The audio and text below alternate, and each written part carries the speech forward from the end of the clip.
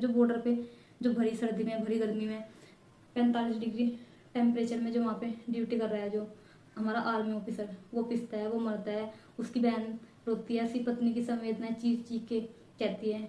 वो सोचते हैं कि क्या पता अगले साल हम होली मना पाएंगे, नहीं अगले साल हम दिवाली मना पाएंगे, नहीं फ्रेंड्स अगले साल हम रक्षाबंधन मना पाएंगे या नहीं मना पाएंगे फ्रेंड्स। क्योंकि जब किसी के घर में से एक आदमी जाता है ना फ्रेंड्स, अपने आप को संभालना मुश्किल हो जाता है। तो आप देख लो कि कितने नागरिक हमारे देश के मर चुके और कितने नागरिक पाकिस्तान के मर चुके, कैसे अपने आप को संभालना मुश्किल होता होगा फ्रेंड्स। और फिर भी फ्रेंड्स जब कोई सैनिक शहीद होता है ना, फिर भी उसके परिवार वालों को अपने आप में संभालना बड़ा मुश्किल हो जाता है। बिकॉज वो तो शहीद हो गया, लेकिन उसके घर वाले जीते जी मर जाते हैं फ्रेंड्स। क्योंकि मैं इस चीज़ को अच्छी तरीके से समझ सकती हूँ फ्रेंड्स।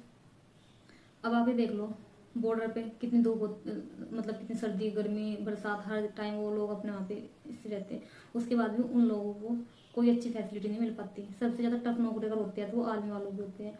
और पाकिस्तान ने हालांकि इतने अटैक किए हो, चाहे वो कारगिल युद्ध हो, चाहे फिर वो ऑपरेशन विजय, ऑपरेशन मेघदूत, फिर इधर से जो इंडिया ने चलाया उनको उसको लेके, और जो पुलवामा में जो अटैक हुआ था उसमें लगभग 45 के आसपास शहीद मारे गए थे, शहीद हुए थे।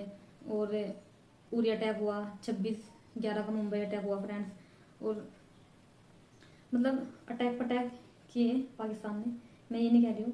और हालांकि जो पाकिस्तान का जो नींव रखी गई थी वो इंडिया से अलग हुआ था, ये जब हमारा देश 15 अगस्त 1947 में आज़ाद हुआ था। तो पाकिस्तान की नींव रखी गई थी 14 अगस्त 1947 को, वो अपना स्थापना दिवस मनाता है उस टाइम। और हम इधर अपना 15 अगस्त को अपना स्वतंत्र दिवस मनाते हैं। और फिर हम 26 जनवरी 1950 को अपना गणतंत्र दिवस मनाते हैं, जिससे कि जो हमारा भारत का विधि विधान जो संविधान है पूरे देश में लागू कर दिया गया था। और इसके अकॉर्डिंग जो हमारी व्यवस्था है वो सब चल सके।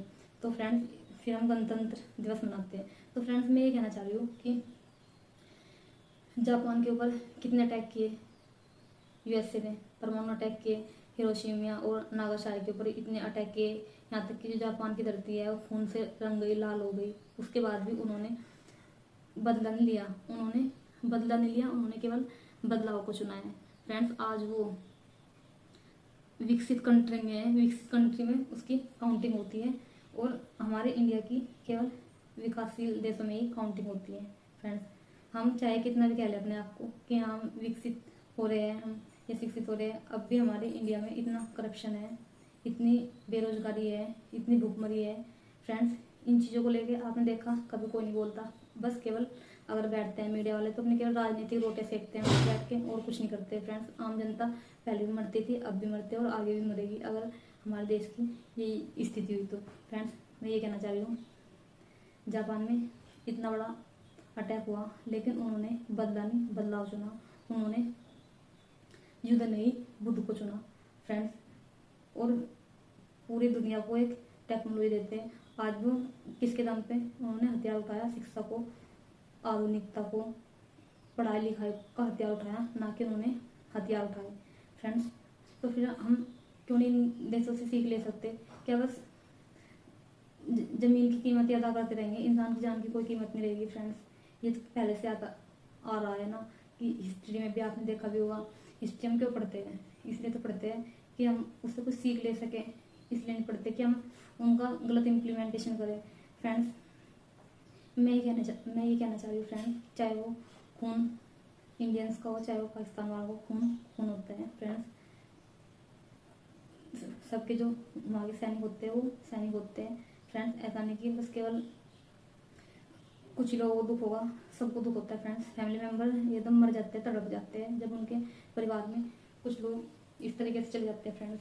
तो फ्रेंड्स मेरा ये कंक्लूजन था फ्रेंड्स, हम एक ऐसे राष्ट्र की ओर बढ़ना चाहिए जहाँ पे अमन शांति चैन, और हम अपने आने वाली पीढ़ी के लिए एक अच्छी धरती छोड़ सकें, ना कि हम अपने आने वाली पीढ़ी के लिए एक इतिहास में एक ऐसा दर्दनाक पन्ना जोड़े जिसको पढ़ के केवल उनके अंतर्गत नेगेटिविटी आएगी। ऐसा नहीं फ्रेंड्स, हमें एक ऐसा पन्ना जोड़ना चाहिए अपने इतिहास में कि जो आने वाली जो पीढ़ी है उनको पढ़ के उनसे शिक्षा ले सके और उन पर अग्रसर हो सके फ्रेंड्स। आप इस वीडियो के बारे में क्या सोचते हैं फ्रेंड्स? मुझे अपनी राय कमेंट सेक्शन में जरूर दें फ्रेंड्स। जय हिंद, थैंक यू।